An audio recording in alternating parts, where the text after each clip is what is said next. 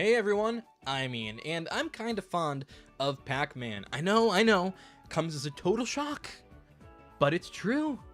Over the years, I've played almost any Pac-Man game I can get my hands on. I mean, my first memory with a video game is playing Ms. Pac-Man on an arcade cabinet in my dad's old coffee shop in like 2000 or 2001. That shit is with me for life. That being said, sometimes games do slip through the cracks, be it something really obscure, really rare, or just something that slips under the radar in any series, especially one as long-running and historical as Pac-Man. There are bound to be games that are missed. Enter the Pac-Man 3 Pack for PC. Man, this is such a waste of a perfectly good opportunity for a punny title. In any case, Pac-Man 3 Pack was released in 2003 for Windows and contains 3 games: Pac-Man All-Stars, Ms. Pac-Man Quest for the Golden Maze, and Pac-Man Adventures in Time. All 3 of these games are relatively obscure PC releases from years prior that, from what I can tell, all exist to capitalize on the success of other games, namely the Pac-Man World games. I'll talk more in depth about the World games later, trust me, but to put it simply, they were 3D platformers starring Pac-Man that more or less served as his transition into the third dimension. They were pretty popular games too, the first 2 at least, and it's not really a shock that they would inspire some spin-offs and cash-ins. I actually had one of these games growing up as a kid, namely Pac-Man All-Stars, but let's just say that my childhood experiences with that game didn't necessarily inspire too much confidence in me when picking this little bundle up about a week ago. Regardless, I thought I'd give all the games a shot anyway.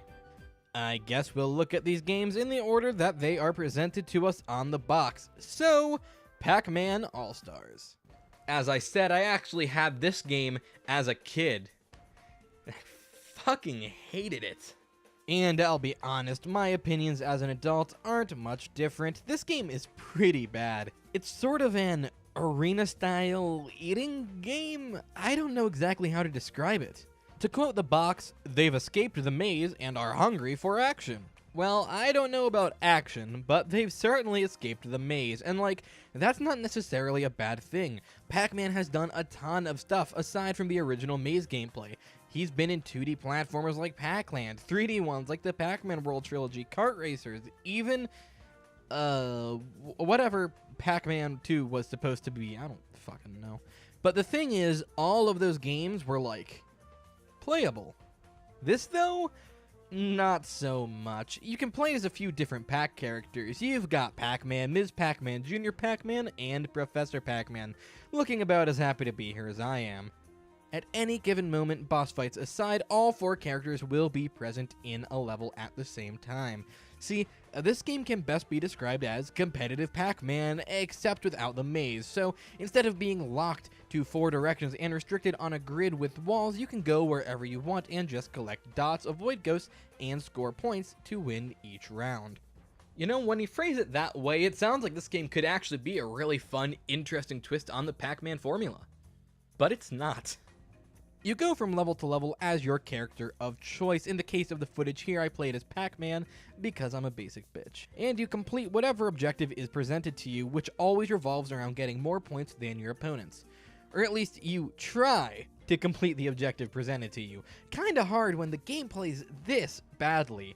There's a lot wrong here, but the main issue is the control. No matter what, your character moves like they're on ice. I never got comfortable with the movement here. When your goal is collecting a set number of objects in an overhead arena, you'd think quick, agile movement would be a major component to the game. But no, getting your character anywhere near a set of pellets is damn near impossible when even the slightest bump in any direction sends Pac-Man off to goddamn Jupiter. In terms of mission variety, there's pretty much none. You've got 2 objectives: either get the most points in a certain time or collect this number of points first. Yeah, that pretty much just plays out exactly the same either way. Namely, you try and fail a few times until eventually you win by dumb luck and get to move on to the next stage. You're given 3 lives to try and achieve these tasks, but you can buy a continue for 5,000 points. Since the missions are point-based, even if you get last place constantly, you'll probably have enough points to try again, and eventually you'll get lucky. Pellets spawn based on these flowers in levels that characters touch, and eventually you'll get lucky enough for the AI to go totally brain dead and for all the flowers to be near enough to you that you can just farm the same corner for dots until you meet the threshold or run the timer out. This is how every level goes, except for boss fights, if you can even call them that. Basically, the 4 ghosts from the original games show up and you have to eat all the dots while avoiding them. Seems a little bit better than the normal gameplay, and it is, but like, the ghosts don't actually hurt you, so you can pretty much just ignore them, which is good, because there are no power pellets, so you can't fight them anyway. Yeah, a Pac-Man game where you can't eat the ghosts. How weird is that? Anyway, these levels are the best parts of the game just because you can actually beat them in one try.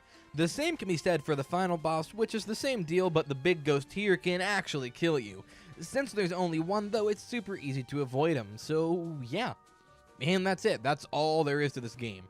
I mean, there are power-ups in the levels, I guess, but they don't really do much, they just sort of exist. And the levels are alright. There are bouncy surfaces to spring you around, which is not very fun with the controls being this broken. And there are some warp tunnels in the vein of those seen in the original Pac-Man arcade games, which I actually kind of like.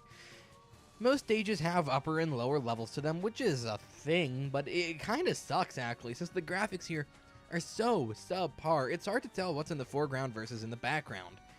Yeah, the presentation isn't much to write home about either, and if you're thinking, well, duh, Ian, this game was clearly made for multiplayer. Nope. Tried it. We got through 2 rounds before we said, fuck this, and played actual video games that are, like, fun.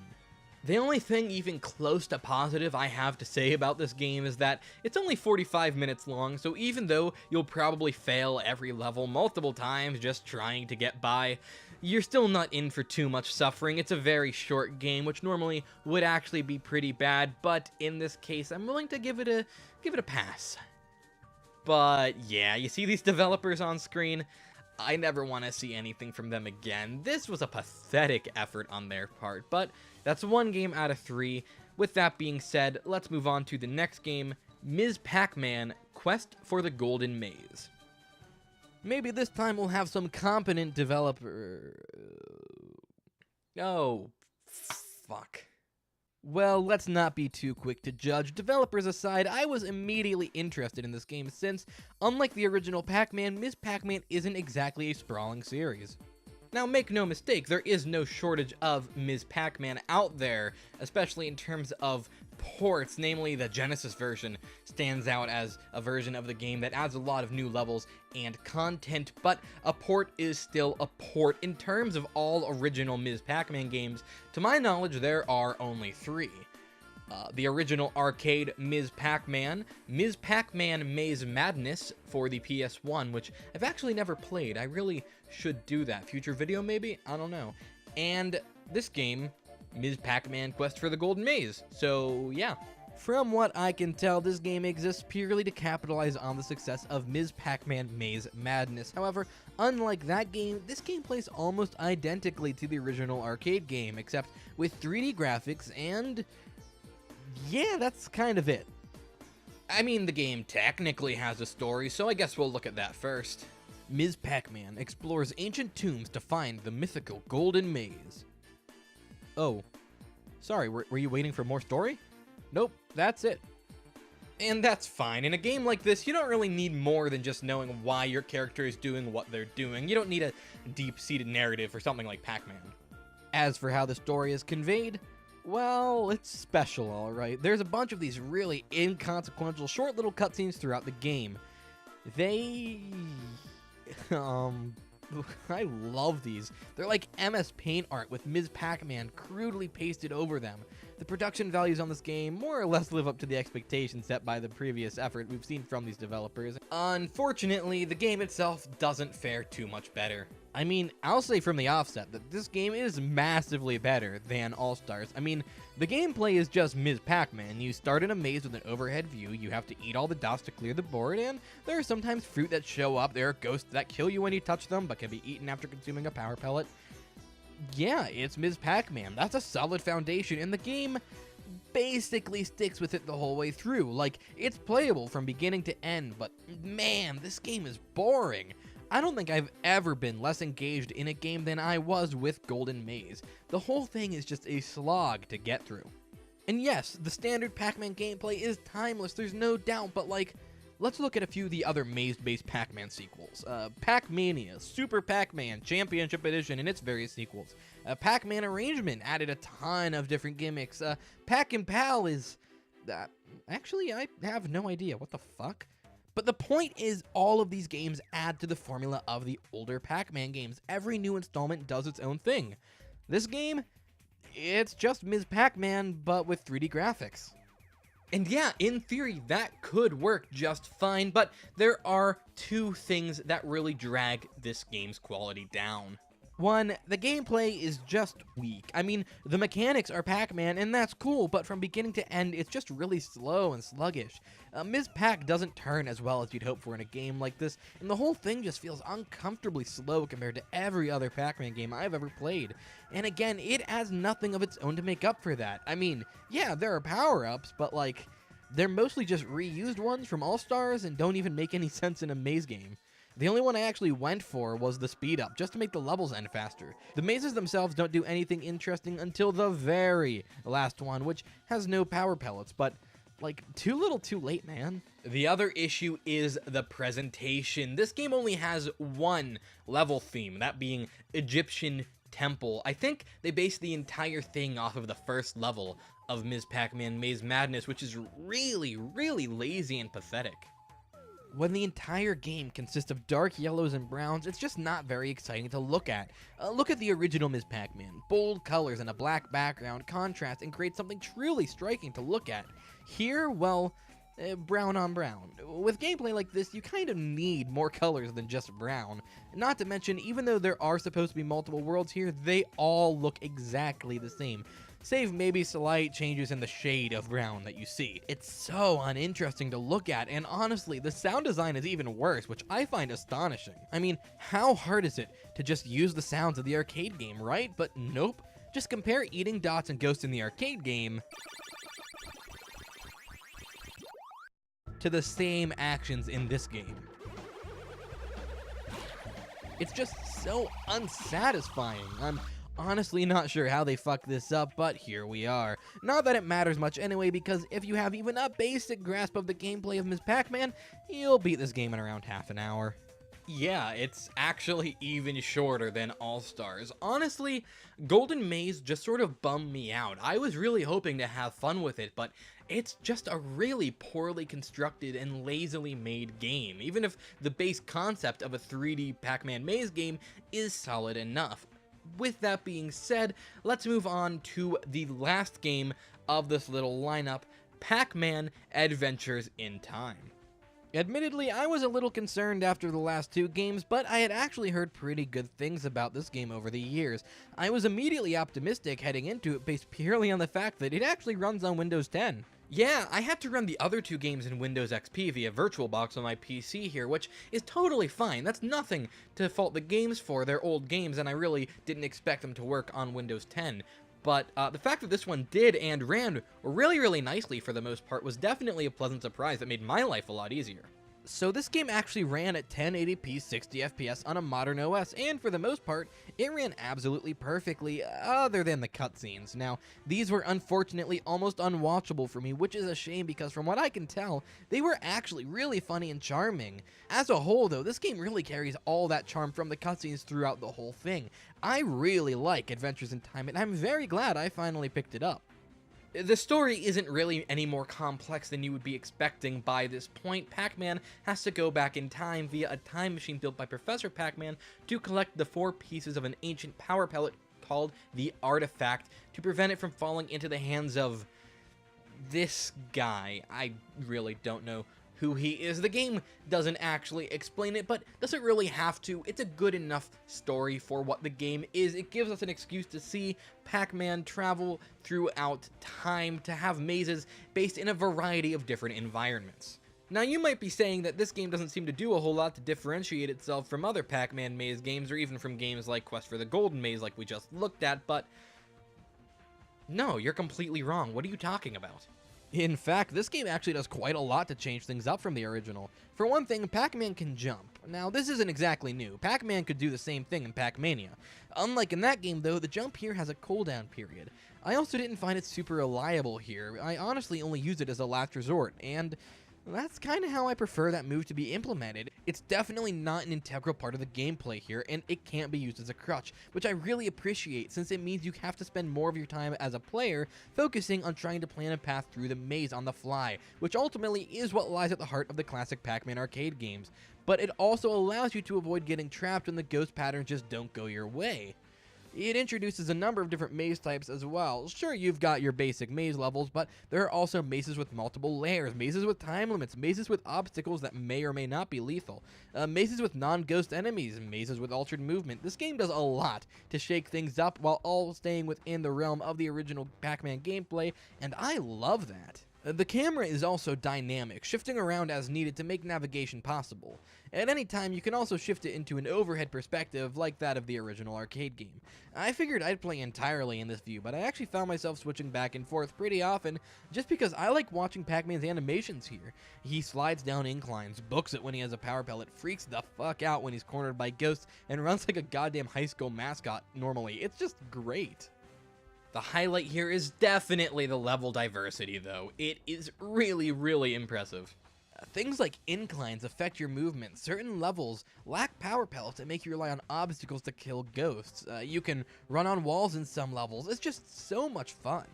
When I saw things like spikes show up in later levels, I was afraid it would be tedious and annoying to deal with, but since they just sort of stun you instead of killing you, they act more as a timing puzzle to avoid ghosts than an actual threat, and that's perfect for this style of gameplay. The fact that the majority of lethal environmental hazards can also kill ghosts lets you use them as part of your strategy, instead of just getting in your way, and on the rare occasion that ghosts are invulnerable to the traps in question, like with these snakes here, you need to put to sleep with a flute on the other side of the maze, they're placed sparingly enough that they become an effective element in the player's maze routing, rather than just serving as an annoyance.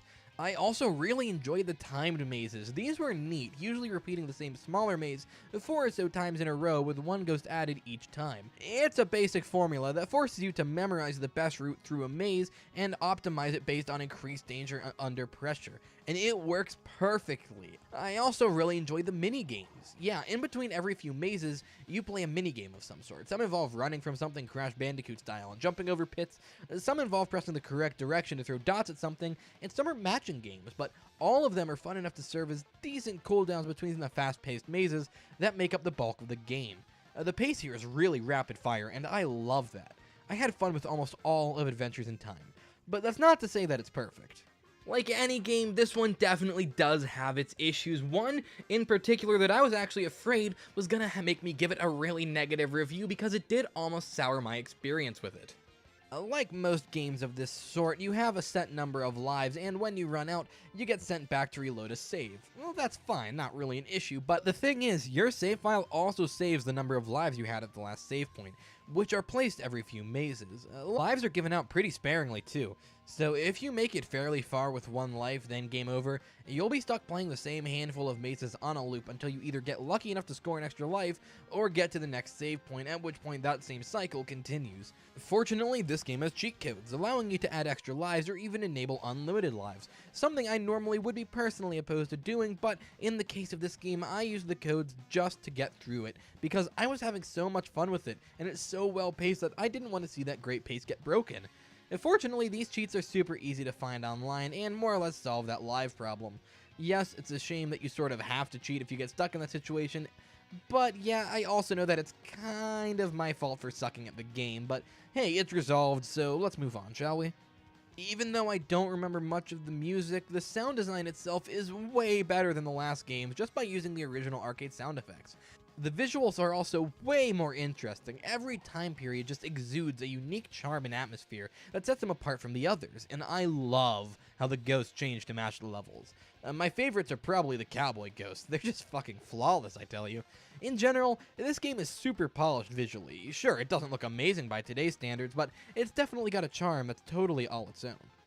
I really enjoyed my time with Adventures in Time. I really did not expect it at all. The previous 2 games I looked at in this video really robbed me of any kind of excitement to play this one, but it definitely turned out to be something of a gem. If you take anything else away from this video, play Adventures in Time. It is so much fun. If you thought any of what I showed you looked interesting, it's definitely worth a look. It's not particularly expensive at all, and you can find it pretty readily on Amazon or eBay.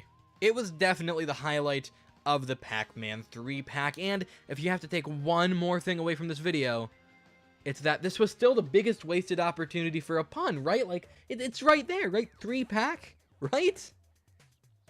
But in any case, thank you guys so much for watching. If you enjoyed the video, leave a comment down below, like it, and subscribe to see more. Any other stuff you think I should look at, let me know down below. Until then, I'm Ian. I will see you guys next time. Bye-bye.